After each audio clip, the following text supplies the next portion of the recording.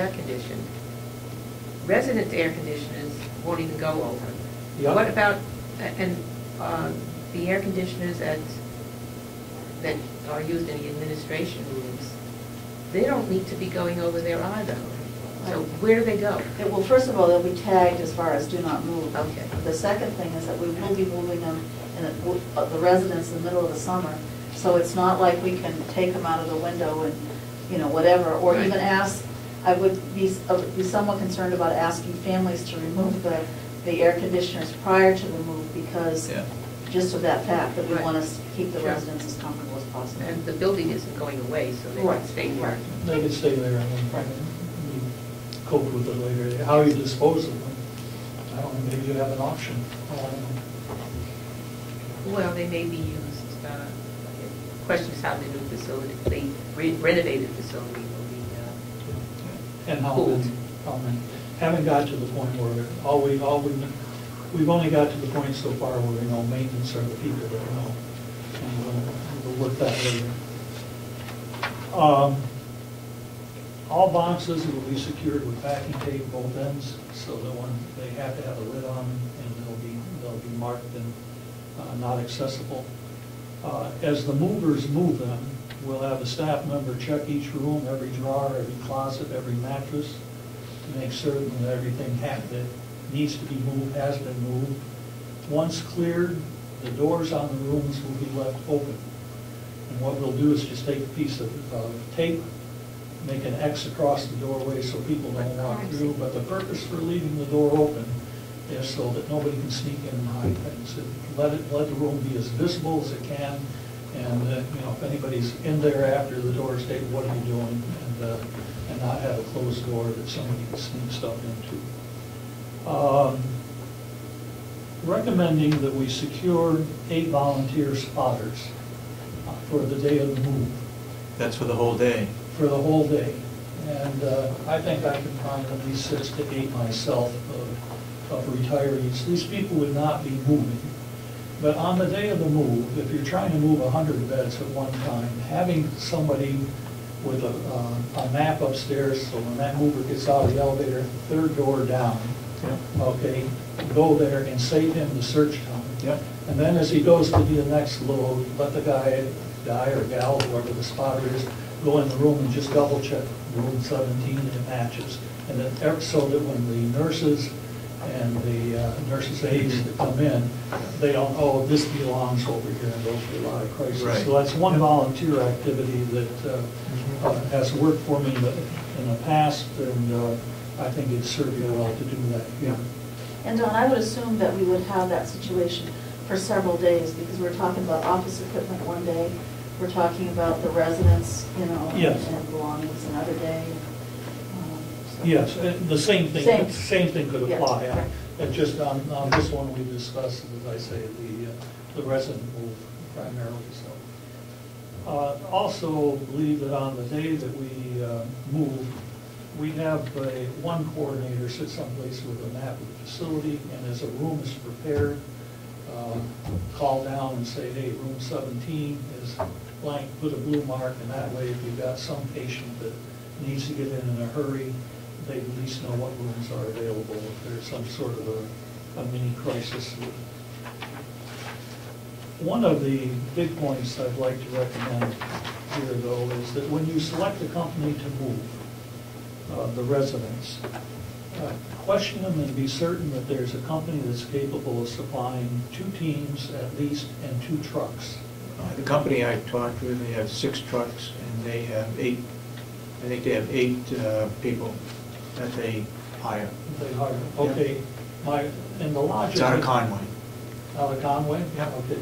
The logic that I'm behind that is that I would recommend we plan that to put 25 rooms upstairs and 25 rooms downstairs simultaneously. Okay?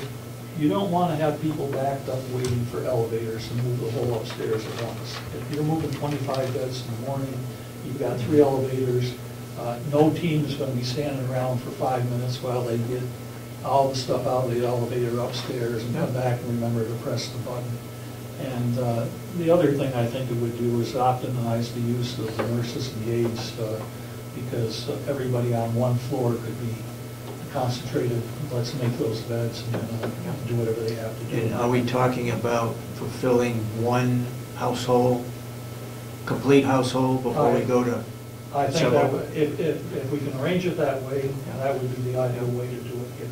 I think as our current facility is set up, if you look, we have 2 wings on both sides, so we'll be having a moving team moving from both ends, so that, less congestion, and again, out the back door, so that we're handling that, and I think it'll work.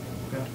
Yeah, and we've talked little things like that, like if we can get, if it's summer and we can get the trucks up to what are now the garden rooms on the end of each wing, okay, you'll save those guys steps, and if you're trying to move 100 people in one day, little things like that are important, so but we'll work that out once. Is there fencing around any of that? We're gonna have to look at that. Okay. It's not. Some of those wings, the day rooms, don't have a fence, but I think on the jail side, I think they do, but we'd have to take them down. Yeah, once we select a mover, we can work with that outfit. We know that the medications will be moved at the same time as the residents. We're still working, we'll work the details on that one. And certainly the nurses' stations will be moved the same time. There may be some things at the nurses' station that could actually be moved a day or 2 ahead, but we haven't got to that point yet. Would we need a mover a day or 2 ahead to move some of that? Ahead of time, I don't know that you would. Okay. You probably would. It might be something we could handle ourselves. The discussion, though, for the movement of the, we were talking about the resident rooms, but we also will be moving the office furniture. And I think we were talking about days ahead of the actual resident move, so we'll have to have an ability to have trucks. Yes, and as soon as somebody can tell me, hey, here's the furniture, here's what's moving, so what's not, I will meet with each of the department heads and we'll try to advise you on that. We've got that list, right? Well, we do. It's a lengthy list, but we can begin to go through that now. Because the movers are going to need to know, when we ask them to provide us with a bid or what it's going to cost to move, we need to know what they're going to be moving. It just would take a few hours to go through all of the pages to understand which is the existing furniture. And the brief talk I had with them, we don't have to empty any drawers as far as filing cabinets. They'll move the whole cabinet with the drawers in it. I know that was one question I think that came up. One question. Yeah. And they're willing to meet with us whenever it's appropriate. And I think the area that we have to meet with Beth in is because Cheryl, the desk that I'm in right now may not be the desk that will be in my office. So again, even though we're using the existing furniture, is it that has to be coordinated too. So it's a little more complex than you think on the surface. It's going to take a little time. But we're ready. I'm ready to work that and put the time into helping. But basically, that's what we've accomplished to date. That's where we're headed. We have to answer any questions or put down, take any concerns you might have, so we could address them next. If many pieces are new and coming in, would we need to make sure that the delivery dates are not going to interrupt? Like the beds, for instance? Right. Absolutely. And, hopefully you would target that in the 2 weeks before the residents move. It'd be awfully nice to have, if you're getting beds and mattresses, have them in place so those beds could be made up before the day of the move. Get some of that. Also, it just occurs to me that if you have new furniture and it's delivered prior to the actual moving day, that we have to make sure that that furniture is not damaged in any way by the movers who come in trying to get something in a particular spot. What kinds of things would the movers be moving into a resident's room? They may have a recliner. We'll have, Don, Cheryl, we talked about maybe 2 or 3 boxes per resident of their belongings. Okay. If you go to Exhibit A, on the back of the list, we can run right down that. They'll have to have some will have a fan, some will not. If they've got the stuffed animal kind of things, okay, there'll be a box. There are some that have air mattresses. We've made a note that those, very important that they get moved to the same patient. They cannot be swapped indiscriminately. Their clothes, I'm guessing from what I saw, maybe 3 boxes. If they have books, they'll go. The commodes will have to go the day of the move. Some will have chairs, lazy boys, that kind of stuff. Nightstands will not get moved. What I called over the bed tables, the kind that they eat at, okay, they'll need to be moved. Maybe a box of personal items, pictures if the family does not take them. Wheelchairs probably will go with the patient if they need a wheelchair. Some may need walkers. Crutches, I was told we don't believe that there'll be any required. Television,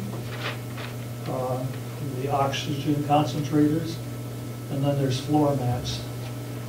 So you could easily end up that for each patient having as much as 15 different containers that have to be moved.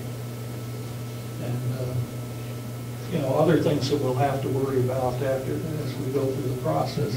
One thing to move them on the day, and then that's another thing to what do you do with all those empty boxes when you're trying to move patients in? So there's other little nuances that we're going to have to. The empty boxes, I think, could be put in that storage area outside where the landing area is, and then farm crew could get rid of those. Yeah. But then it's the organization, I would assume, from getting them off the household, down the elevator, and then out the... Yeah, well, it's just one more Volunteers. little thing that you're going to have to make sure probably take one person to do it, but make sure that it's one person from the farm crew. Hey, your job today is every time you see an empty box, get it out of the hallway, those kind of things. But we haven't got to that, haven't got down to that detail yet, but Dorothy, you're right, and a lot of the contingency is how fast can the contractors tell us, hey, when will the building be done? And then you're going to have to put in a contingency, so yes, the building's done, but how long, my guess is coming in 3 weeks after they say they'll have the building done to get a certificate of occupancy might not be too ridiculous, because if somebody comes in, does a final inspection, they find one thing, and you can't respond in 2 days, all of that's got to be mapped, and if you don't know that, your deal with the furniture, I heard you're talking next week. Probably one of the items you ought to discuss is how long if we anticipate the building to be done on this date, can you hold it for 1 month and, and deliver? The furniture may not affect the occupancy date, though, correct? My experience is that, and I've never dealt in New Hampshire, but any building I've ever worked with, when they say, and I'm working through larger metropolitan areas, and maybe you get a little flex up here, but certainly New York City and Philadelphia and those areas, when we say you don't move